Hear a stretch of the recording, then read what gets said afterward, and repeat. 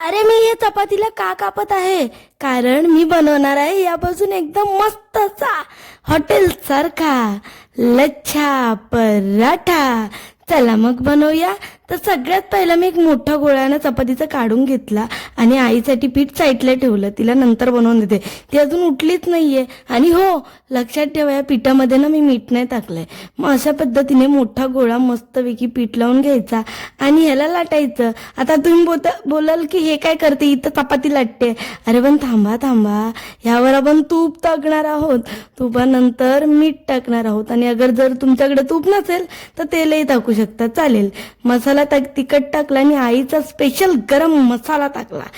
आता एकदा सांगते, या गरम मसाल्याची रेसिपी आपल्या चॅनलवर आहे, तुम्ही जाऊन लॉंग व्हिडिओ मध्ये बघू शकता.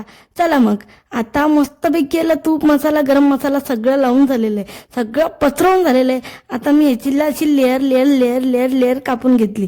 लेअर्स करणं खूप गरजेचं आहे. बघा, काही लोक ना फोल्ड करून सुद्धा करतात, पण ते सोपं आहे ना.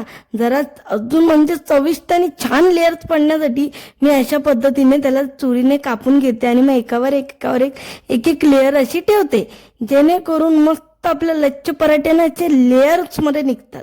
आणि मग काय, असं रोल रोल रोल रोल करून घ्यायचं.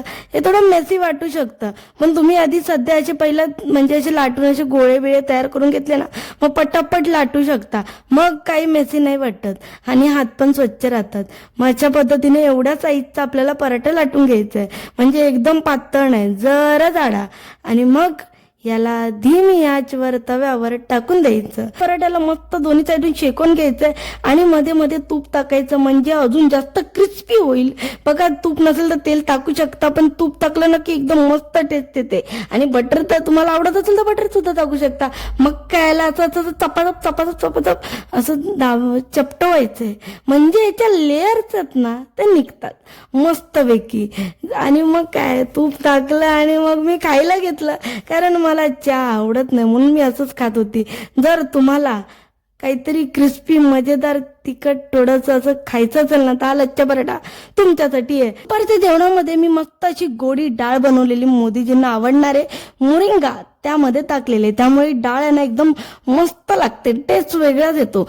आणि मग मी गवारीच्या भाजीमध्ये ना शेंगदाण्याचं कूट टाकलेलं. तर शेंगदाण्याचं कूट आहे ना थोडं वेगळं दिसतंय, कारण भरलेल्या भेंडीचं उरलेलं सारण होतं ना, ते मी त्याच्यात टाकले. त्यासाठी तुम्हाला चॅनलवरचा भरलेला भेंडीचा व्हिडिओ पाहावा लागणार.